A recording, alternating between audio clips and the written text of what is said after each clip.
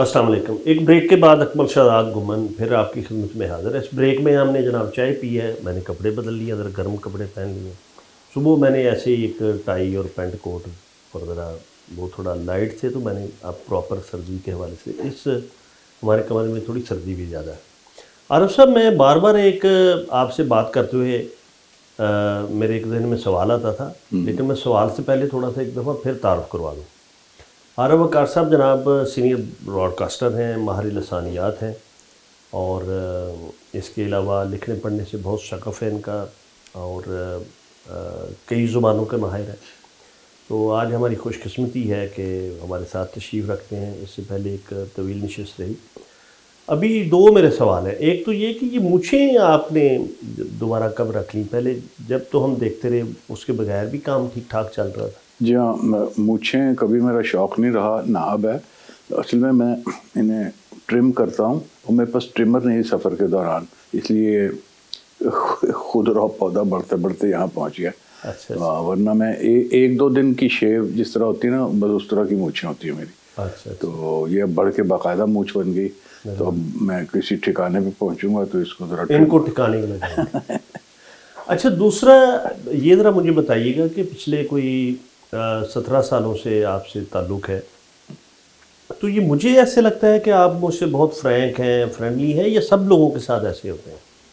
मैं फ्रैंक हूँ आपके साथ? अच्छा, मुझे तो लगता है बड़ी तकल्लुफ़ से हमारी बातचीत होती है। नहीं, वो ज़ाहिर है सर, एक उम्र का फासला और एक ज़ाहिर है एहतराम का रिश्ता तो अपनी जगह पे, लेकिन मैं ज़ाती तौर पे समझता हूँ कि आपसे मेरा ख्याल है कुछ लोगों को ये शिकायत रहती है कि मैं खुल के बात नहीं करता। क्योंकि आम का अमूमी सा जो रवैया है वो एक संजीदा और बड़ा मतलब जी, लेकिन जो मेरे मतलब का आदमी हो, मेरी फ्रीक्वेंसी जिससे मिलती हो, उससे मैं बेतकल्लुफ़ हो जाता हूँ और खुल के बात करता हूँ। ये अलग बात है कि ऐसे लोग बहुत कम हैं दुनिया में। नहीं, मैं तो ज़ाती तौर पे समझता हूँ कि आप मुझसे फ्रैंक हैं। मतलब जिस तरह कि आप मुझे मैसेजेस भेजते हैं, वीडियोस भेजते हैं, मतलब वो एक फ्रैंकनेस शो करते हैं। और दूसरा गुफ्तगू भी जिस तरह आप करते हैं, बस वो फ्रीक्वेंसी मैच करने की बात है। जी। तो दूसरा, मैं ज़ाती तौर पे तो आपका बहुत शुक्रगुज़ार हूँ कि आप सिर्फ यानी आपकी जो इस्लामाबाद आने में जो एक टॉप प्रायोरिटी पे एक मुझसे गुफ्तगू रिकॉर्ड करने का भी, और ये मैं ग़ालिबन आपको पिछले को 2-3 सालों से इस बात पे आमादा कर रहा था। नहीं, बुनियादी तौर पे तो मैं आया ही आपके लिए हूँ, सच्ची बात है। बाकी काम की ज़िम्नी है सब। बहुत शुक्रिया सर।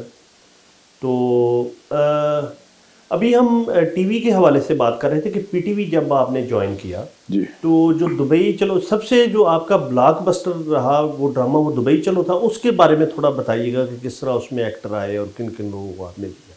जी, असल में वो कोई अलहदा या सिंगल प्ले नहीं था, वो एक सीरीज़ का हिस्सा था। सीरीज़ थी एक हकीकत एक अफसाना। तो ये एक डॉक्यू ड्रामा की समझ लीजिए कि एक क्रूड सी शक्ल थी। और सही एग्जैक्ट डॉक्यू ड्रामा तो हम उस वक्त तक प्रोड्यूस नहीं कर सके थे, लेकिन ये है कि एक अखबार में से कोई ख़बर लेके तो उस पे मबनी उसके इर्द गिर्द हम बुन लेते थे ड्रामे की कहानी।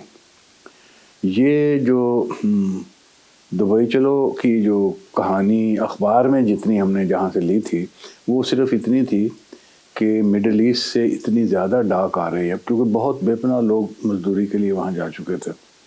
आपको याद होगा कि भुट्टो साहब के आने के बाद पासपोर्ट की पॉलिसी बदली थी। उससे पहले तो पासपोर्ट बनाना ही एक अज़ाब था। आम आदमी का पासपोर्ट बन ही नहीं सकता था। आप या तो साहिब जायदाद हों, यानी ऐसी शराइत थी जो आम आदमी पूरी नहीं कर सकता था। लिहाजा पासपोर्ट एक बहुत ही प्रेस्टिजियस डॉक्यूमेंट था जो किसी किसी को मिलता था। तो भुट्टो साहब ने आके इसका प्रोसेस जो था आसान कर दिया, और अब वो बस एक एप्लीकेशन का फॉर्म पुर करके 2 तस्वीरें लगा के और एक दो और चीज़ें, पासपोर्ट बन जाता था आपको। उसका नतीजा ये हुआ कि जब पासपोर्ट बनने लगे और लोग बाहर जाने लगे तो बहुत से लोग मजदूरी के लिए मिडल ईस्ट चले गए। बल्कि उन दिनों ऐसा भी हुआ, यानी ये मेरे ज़ाती तजुर्बे में आया कि मुझे खिड़की ठीक करानी थी तो कोई आर्टिज़न, कोई मिस्त्री नहीं मिल रहा था। मैं बहुत हैरान हुआ, मिस्त्री सब कहाँ चले, पता नहीं, सब मिडल ईस्ट चले गए। तो दुबई चलो जो है वो एक फिनोमेनन था, एक रवैया था, एक तर्ज अमल था जिस पे लोग اور پاکستان کے کلچر میں بھی بڑی تبدیلیاں آئیں، جیسے ٹیپ ریکارڈر آ گیا، اور جب وہ جو دبئی جاتا تھا پھر وہ واپسی پہ چیزیں بھی لے کے آتا تھا، بالکل صحیح. تو ٹیپ ریکارڈر تو اس کا لازمی حصہ. یہ کیسٹ ریولیوشن کا زمانہ ہے یہ، جب کیسٹ نے دھوم مچائی ہوئی تھی اور سینکڑوں کی تعداد میں روز کیسٹ نئے نکل رہے تھے، اور ہر گھر میں جہاں جہاں بھی کوئی ایک بندہ بھی جہاں کا دبئی گیا ہوا ہے وہاں پہ کیسٹ موجود ہے. ایون مجھے یہ بھی یاد ہے کہ جو گھر والے تھے یا جو باہر ہمارے تارکین وطن تھے یا جو اوورسیز پاکستانی تھے، وہ کیسٹ ریکارڈ کر کے گھر والوں کو میسج بھیجتے تھے، تو گھر والے پھر کیسٹ ریکارڈ کر کے انہیں بھیجتے تھے. جی ہاں جی ہاں، یہ بھی سلسلہ شروع ہوا. یہ بھی کیسٹ ریولیوشن کا ہی ایک حصہ تھا کہ یعنی وہ صرف گانوں وانوں تک بات محدود نہیں تھی، گانے تو بے شمار. اب دیکھیے جو پرائیویٹ ریکارڈنگ کا کانسیپٹ ہے یہ کیسٹوں کے زمانے میں آیا، ورنہ آپ کو پتہ ہے پہلے تو وہ جو ایک دو کمپنیاں تھیں وہی کرتی تھیں، بڑی بڑی کمپنیاں، یا ریڈیو پاکستان کرتا تھا. تو یہ جو چھوٹے چھوٹے اپنا سٹال لگا کے جنہوں نے ریکارڈنگ شروع کر دی، مثلا ہر فوک سنگر جو تھا اس نے اپنی چیزیں ریکارڈ کر کے منظر عام پہ لے آیا. جو تھوڑا بہت بھی گا سکتا تھا اس نے بھی، یعنی کیسٹ نکالنا اس کے بس میں تھا. آپ یہ سمجھ لیں کہ یہ اس زمانے کا سوشل میڈیا تھا. ایگزیکٹلی، بالکل یہی بات تھی. تو اب ایک آدمی وہ گا سکتا ہے، اس کو ریڈیو اسٹیشن سے اندر نہیں کوئی گھسنے دیتا، ٹی وی میں اس کی کوئی پذیرائی نہیں ہے، کوئی جانتا نہیں اسے، تو اس کے اختیار میں اتنا ضرور تھا کہ وہ اپنی کیسٹ جاری کر دے. اور پھر کئی دفعہ ایسا ہوا کہ کیسٹ سن کے لوگوں کو خیال آیا کہ یار اس کو آزمانا چاہیے. ایون طاولہ عیسیٰ خیلوی کی مثال سب سے بڑی مثال ہے. بالکل، اسے ٹی وی یا ریڈیو نے تب تک نہیں گوایا جب تک اس کا نام اتنا بڑا نہیں ہو گیا کیسٹوں کے ذریعے. جی، اور اسے کوئی ریڈیو پاکستان پہ تو آج تک بھی اپروو نہیں ہے. اچھا، اور یہ سنگروں تک محدود نہیں تھی، بہت سے کامیڈین جو تھے وہ کیسٹس کے ذریعے متعارف ہوئے، اور کیسٹیں سن کے پھر پروڈیوسرز کو خیال آیا یہ تو ٹیلنٹڈ آدمی، اس کو استعمال کرنا چاہیے. بالکل صحیح. تو یہ کیسٹ ریولیوشن کا زمانہ تھا. تو اس زمانے میں یہ ہو رہا تھا کہ ہر گھر میں سے ایک آدھ آدمی دبئی گیا ہوا تھا کمانے کے لیے. تو ہوا یہ کہ جو خبر تھی، جو مشرق میں خبر چھپی ریاض بٹالوی کی رپورٹ، وہ یہ تھی کہ گندے نالے میں سے 3 بوریاں نکلی ہیں خطوں سے بھری ہوئی، کیونکہ اتنی ڈاک آتی تھی کہ وہ ڈاک والوں سے سنبھالی نہیں جاتی تھی. تو کسی منچلے نے وہ ڈاک جو تھی بجائے اس کے کہ بانٹی جائے، وہ بانٹنے کی مشقت سے بچنے کے لیے وہ نہر میں پھینک دی تھی. تو یہ خبر پرومیننٹ ہو گئی کہ یار وہ مڈل ایسٹ سے خط آتے ہیں اور لوگ اس طرح ان کو ضائع کر دیتے ہیں. تو وہاں سے آئیڈیا وہاں سے آیا. اب ظاہر ہے کہ جو اگر آپ نے پلے دیکھا تو اس میں کہیں سے کہیں بات نکل گئی. یہ تو صرف ایک پیگ تھا ایک طرح کا نا، کہ ہم نے ابتدا یہاں سے سوچنا شروع کیا اس بات سے، پھر باقی باتیں آتی چلی گئیں. ایجنٹوں کا کردار آ گیا، ایجنٹ کیسے پھنساتے ہیں لوگوں کو، اور چونکہ اکثریت جانے والوں کی ان پڑھ تھی تو وہاں سے کئی کہانیاں جنم لیتی تھیں. تو بہرحال تمام چیزوں کو مد نظر رکھ کے پھر ہم نے یہ اس کا اسکرپٹ تیار کیا. اب ہمیں یہ تو پتا تھا کہ یہ ایک برننگ ایشو ہے اور ایک بہت کرنٹ ٹاپک ہے، اور لوگوں میں یہ پسند کیا جائے گا. اتنا ہمیں بھی نہیں معلوم تھا کہ یہ بلاک بسٹر بن جائے گا اور رات بھر میں اس کی شہرت ہر طرف پھیل جائے گی. وہ ہمارے لیے بھی تھوڑی حیرت کا باعث تھا، لیکن بہرحال وہ بنا اور چلا اور لوگوں نے دیکھا. ایک بات جو اندرونی جو عوام کو نہیں معلوم وہ یہ تھی کہ جب یہ پلے بن گیا تو بننے کے بعد چلنے سے پہلے اس کو دیکھتے ہیں افسرانے والا اور پاس کرتے ہیں. تو اس میں آ کے یعنی نشر ہونے سے آدھا گھنٹہ پہلے یہ پلے بین ہو گیا، اور وجہ اس کی یہ بتائی گئی کہ اس میں 3 سین ہیں جو نہیں بھیجے جا سکتے، آن ایئر نہیں جا سکتے. اچھا، ایک تو پاسپورٹ آفس کا سین تھا جس میں انہوں نے دکھایا جی وہ پاسپورٹ افسر ہیں، وہ سرکاری افسر ہیں، انہیں آپ نے دکھایا وہ ہیرا پھیری کر رہے ہیں، رشوت لے رہے ہیں. تو میں نے کہا جی یہ تو ہوتا ہے، کسی پاسپورٹ آفس میں جا کے دیکھ لیں آپ کس طرح ویزا وہاں کس طرح پاسپورٹ بنتا.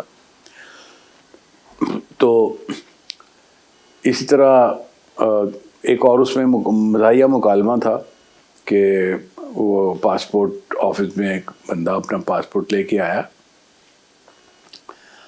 اور وہ کہہ رہے میں نے نا پاسپورٹ پہ اپنا پیشہ چینج کرانا. تو کہتا کیا کرانا ہے؟ وہ کہتا ہے کہ میں نے اس میں لکھا ہوا ہے کاریگر.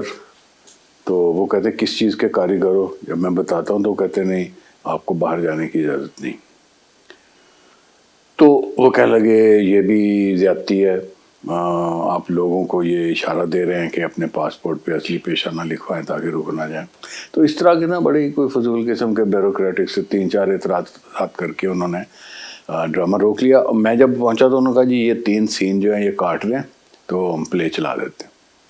میں نے کہا جی میں 1 فٹ بھی اس میں سے نہیں کاٹوں گا اور 1 انچ بھی نہیں کاٹوں گا، تو آپ نے نہیں چلانا تو نہ چلائیں، مجھے کوئی اعتراض نہیں، لیکن پلے اسی طرح جائے گا جس طرح یہ ہے. تو میری بحث شروع ہو گئی ان سے، اور یہ بحث چلتی رہی. پلے کا ٹائم یعنی پلے جانے کا ٹائم جب ہو گیا 5 منٹ رہ گئے، اس وقت تک یہ بحث جاری تھی. تو 5 منٹ پہلے انہوں نے کیا کیا انتظامیہ نے کہ مجھ سے ایک لیٹر لکھوایا کہ یہ پلے میری ذمہ داری پہ آن ایئر جا رہا ہے، اگر اس میں کوئی گڑبڑ ہوئی یا کوئی ناپسندیدہ چیز ہوئی یا کوئی ہیڈ کوارٹر نے کوئی اعتراض کیا تو میں ذاتی طور پہ اس کا ذمہ دار. اب یہ ایسے ایک ان کے دل کی تسلی تھی، اگر کوئی اعتراض ہوتا ہے پکڑے جاتے تو ساری انتظامیہ زیر التاب آتی. بہرحال انہوں نے اپنی دل کی تسلی کے لیے مجھ سے یہ لیٹر لیا اور پلے ریلیز کر دیا. تو اس طرح یہ آن ایئر گیا، ورنہ یہ تو رک گیا تھا پلے.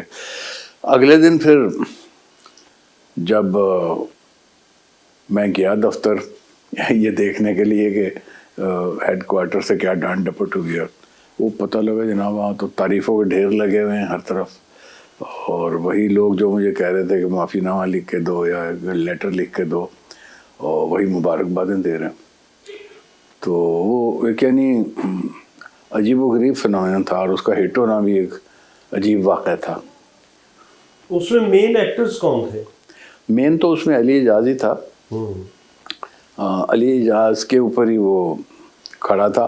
ایجنٹ کا رول کیا تھا بدیع الزمان نے، وہ بھی اچھا رول. چھوٹے چھوٹے رول بہت تھے، مثلا اس میں بہت دلچسپ کردار تھا ملک انوکھا کا. ملک انوکھا کے پاس ایک سکل تھا کہ وہ پاکستان کی تمام زبانوں کے لہجے ان کو میمک کر سکتا تھا. مطلب پشتو کے 2 لہجے وہ الگ الگ میمک کرتا تھا، سندھی کے 3-4 لہجے وہ میمک کر لیتا تھا، پنجابی کے، سرائکی کے. اچھا سرائکی پنجابی اور سندھی تو وہ ویسے بھی جانتا تھا، لیکن لہجے جو پشتو کا مثلا لہجہ بہت اچھے، پشتو لہجے میں اردو بولتا تھا، پشتو لہجے میں پنجابی بولتا تھا بڑی اچھی. تو اس سکل کی وجہ سے اسے بھرتی کیا، اور اسے پھر اس کے لیے کردار تخلیق کیا گیا کہ وہ پاسپورٹ آفس میں پھرنے والا ایک گرگا جو دیکھتا ہے کہ کون کہاں سے آیا ہے اور اس کے مطابق لینگویج بولتا ہے.